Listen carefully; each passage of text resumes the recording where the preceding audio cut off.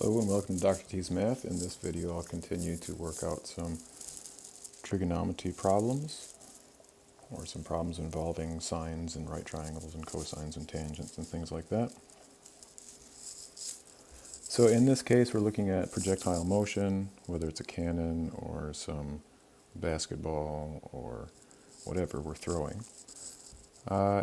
It's saying that our formula for range is given by the square of the initial speed, v naught, times sine. That looks like a sine wave, right?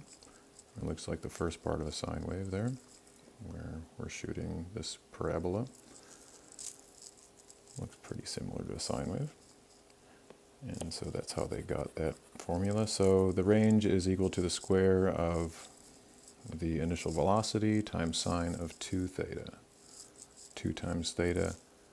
Theta is our initial angle here, and then divided by gravity. So we've got a projectile. I'll do these two here. Do the first one. Our theta is 45.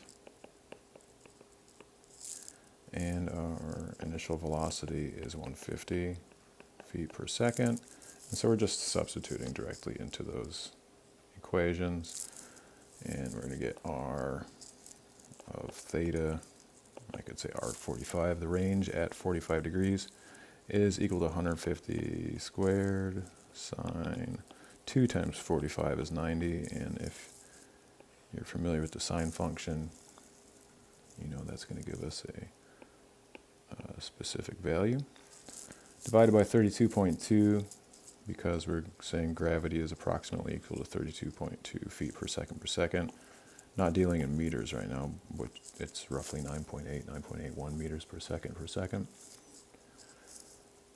And so just do the math here. 150 squared times sine of 90 divided by 32.2 is 698.757 feet.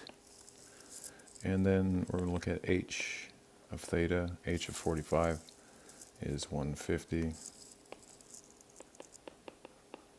squared times sine of sine of 45 squared, and this is the whole thing, sine of 45 squared, divided by 2 times gravity here, so that's going to be 64.4, and just plug it into a calculator. We get 174.689 feet.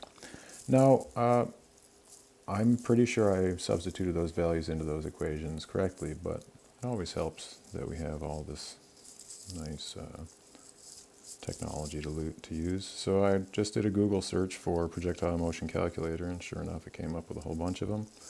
Type in those values there, 150, 45 degrees, and let's see what we get here. 150, 45 degrees, those are the only two things given, and then it even gives us time of flight. 699 feet is rounding up from 698.757. It's going to give us our little parabola here. And then maximum height is 175, which is rounding up from 174.689. The initial height, that's important, and in later questions, both in physics and in trigonometry, you'll see that there's an initial height which is not 0. Since the initial height is not given, then we assume it's 0. Let's do the other one, 50 degrees and 200 feet per second. It's just substitution. And so at 50 degrees, we say r of 50 degrees is equal to, looking at this one, 50 degrees and 200 squared sine 2 times 50 is 100 divided by 32.2, and that gives us 1223.363 feet. And then h of 50, again looking at this last one here, h of 50 is equal to 200 squared times sine 50 squared divided by 64.4. following that h given to theta. And that then is equal to 364.487 feet. Again, let's look back at the online calculator just to check that.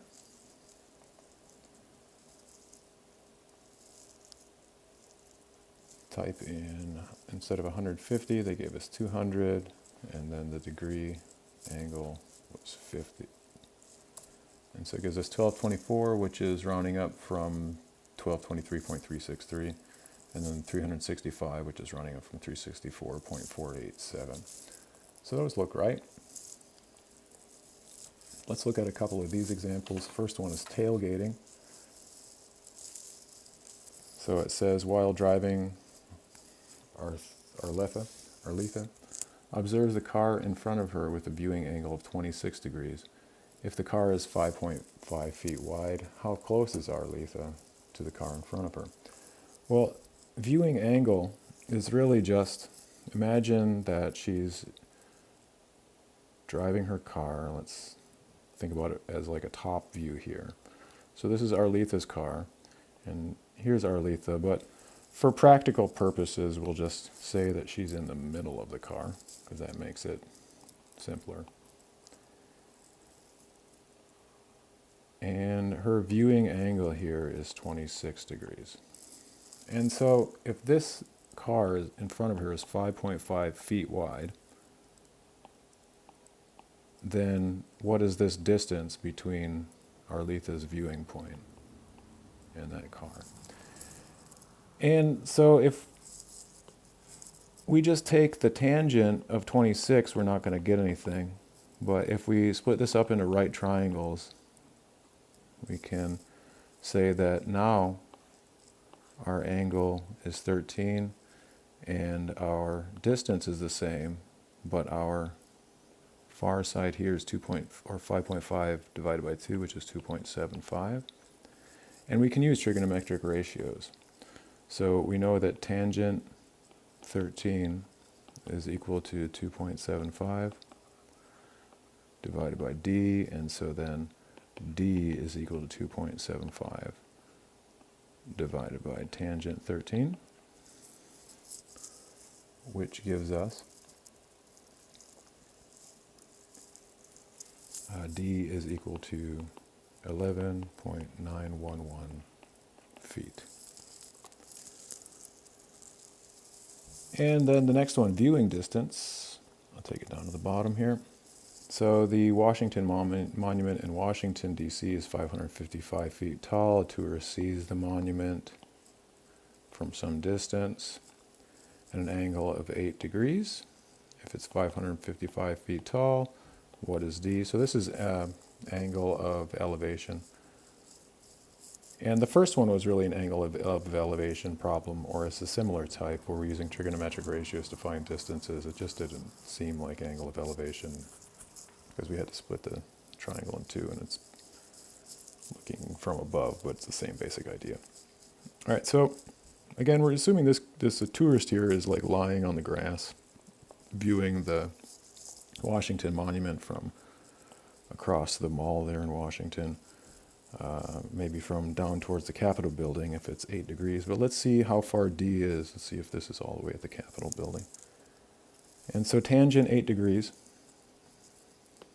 Tangent 8 is equal to 555 over d, and then d is equal to 555 over tangent 8 degrees. That gives us d equal to 3,949 feet, which indeed puts the person near the Capitol building if the Washington Monument looks that small. All right, one more example.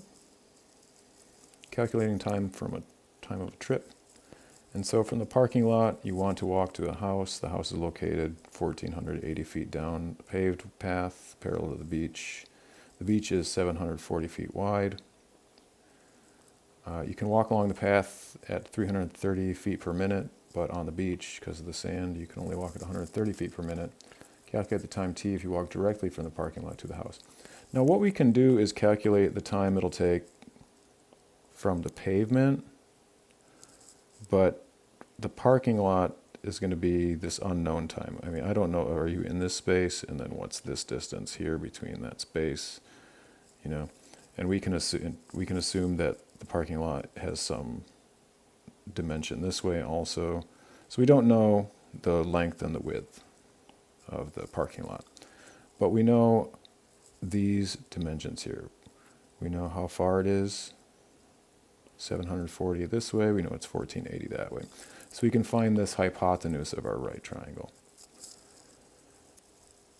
And this theta here is really not important unless we're trying to optimize for time, but it's just asking us calculate the time t if you walk directly from the parking lot to the house. And so we know that h squared is equal to 740 squared plus 1480 squared. And so then the square root of both sides would give us h. So h is equal to the square root of the sum of these two squares. And so from here, it's just a matter of using the calculator. We've got our hypotenuse then is equal to